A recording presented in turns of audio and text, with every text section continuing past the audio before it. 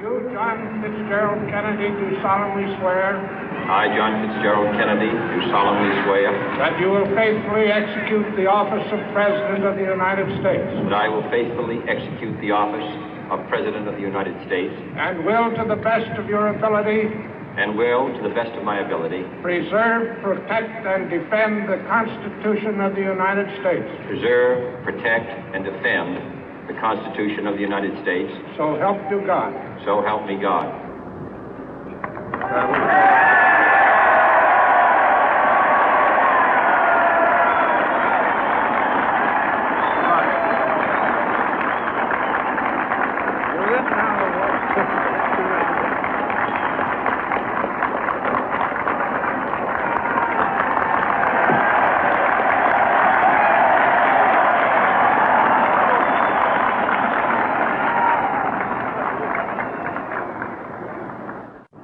Vice President Johnson, Mr. Speaker, Mr. Chief Justice, President Eisenhower, Vice President Nixon, President Truman, Reverend clergy, fellow citizens.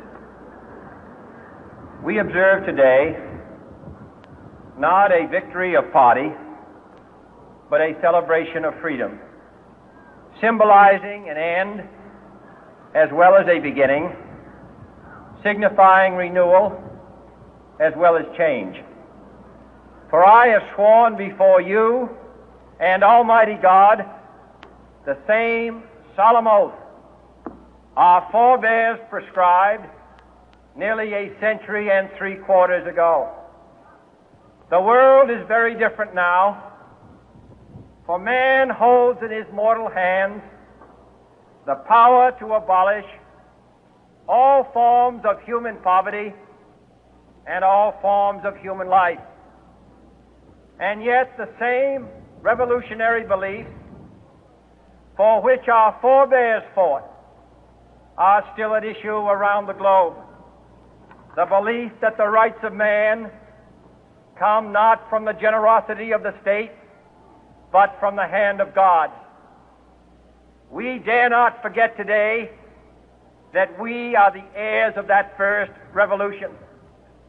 Let the word go forth from this time and place to friend and foe alike that the torch has been passed to a new generation of Americans born in this century, tempered by war, disciplined by a hard and bitter peace, proud of our ancient heritage, and unwilling to witness or permit the slow undoing of those human rights to which this nation has always been committed and to which we are committed today at home and around the world.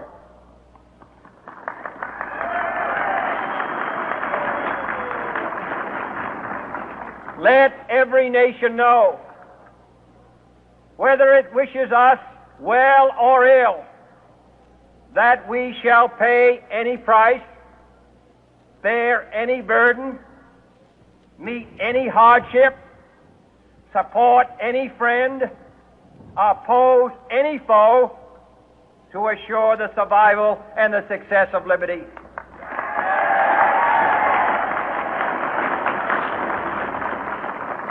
This much we pledge and more. To those old allies whose cultural and spiritual origins we share, we pledge the loyalty of faithful friends. United, there is little we cannot do in a host of cooperative ventures. Divided, there is little we can do, for we dare not meet a powerful challenge at odds and split asunder.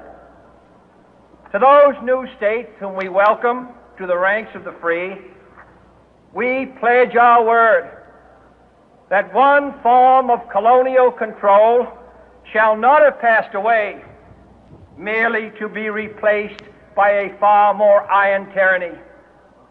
We shall not always expect to find them supporting our view, but we shall always hope to find them strongly supporting their own freedom, and to remember that in the past, those who foolishly sought power by riding the back of the tiger ended up inside.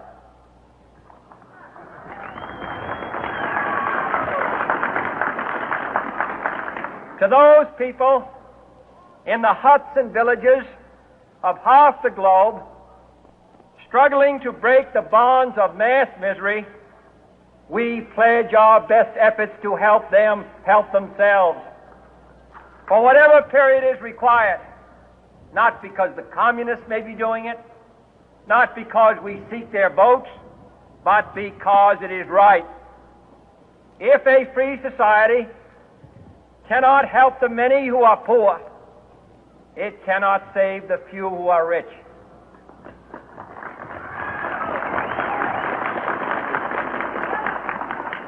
To our sister republics south of our border, we offer a special pledge to convert our good words into good deeds, in a new alliance for progress, to assist free men and free governments in casting off the chains of poverty. But this peaceful revolution of hope cannot become the prey of hostile powers. Let all our neighbors know that we shall join with them to oppose aggression or subversion anywhere in the Americas. And let every other power know that this hemisphere intends to remain the master of its own house.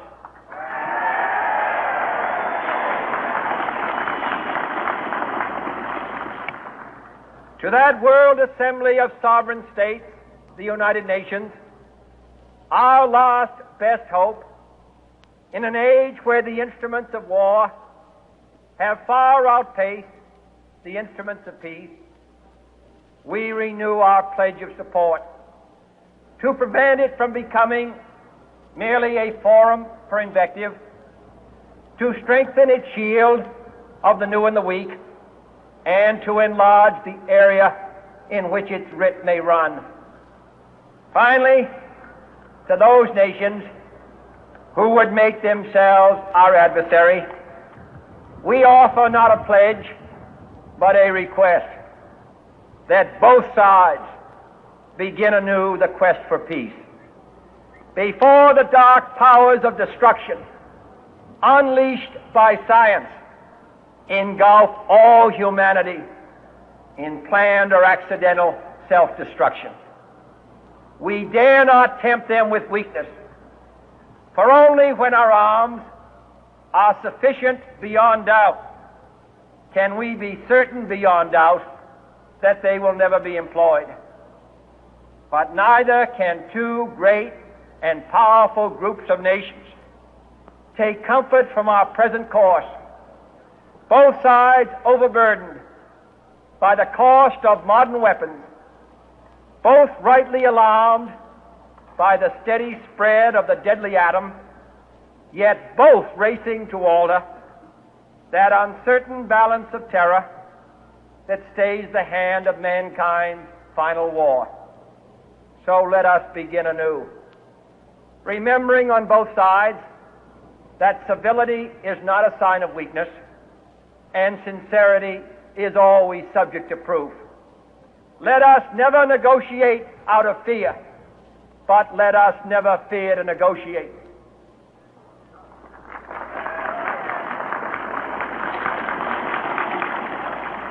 Let both sides explore what problems unite us, instead of belaboring those problems which divide us.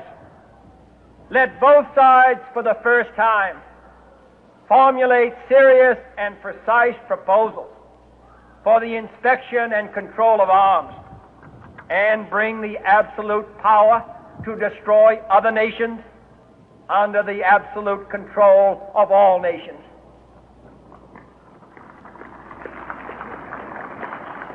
Let both sides seek to invoke the wonders of science instead of its terrors. Together, let us explore the stars, conquer the deserts, eradicate disease, tap the ocean depth, and encourage the arts and commerce. Let both sides unite to heed in all corners of the earth the command of Isaiah to undo the heavy burden and let the oppressed go free. And if a beachhead of cooperation may push back the jungle of suspicion, let both sides join in creating a new endeavor, not a new balance of power, but a new world of law, where the strong are just and the weak secure and the peace preserved. All this will not be finished in the first 100 days, nor will it be finished in the first 1,000 days, nor in the life of this administration, nor even perhaps in our lifetime on this planet. But let us begin.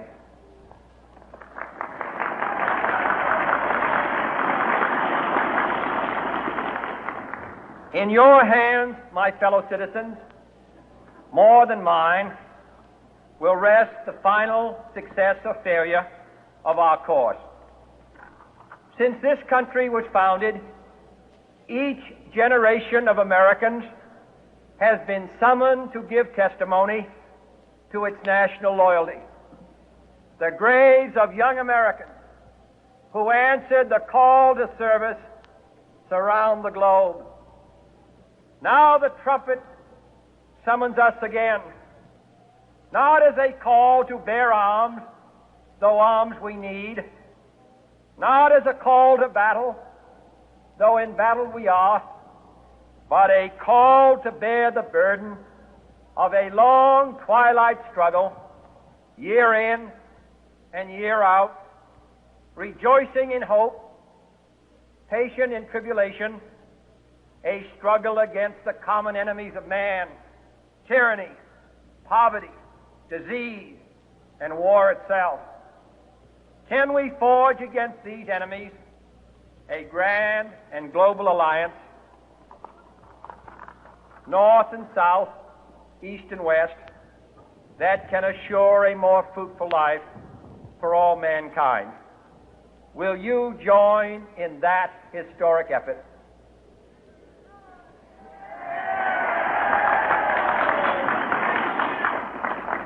In the long history of the world, only a few generations have been granted the role of defending freedom in its hour of maximum danger. I do not shrink from this responsibility. I welcome it.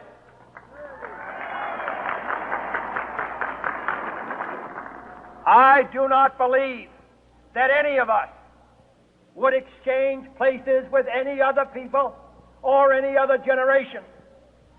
The energy, the faith, the devotion which we bring to this endeavor will light our country and all who serve it. And the glow from that fire can truly light the world.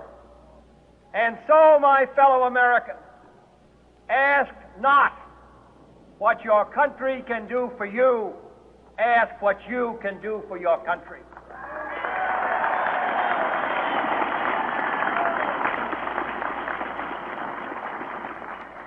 My fellow citizens of the world, ask not what America will do for you, but what together we can do for the freedom of man.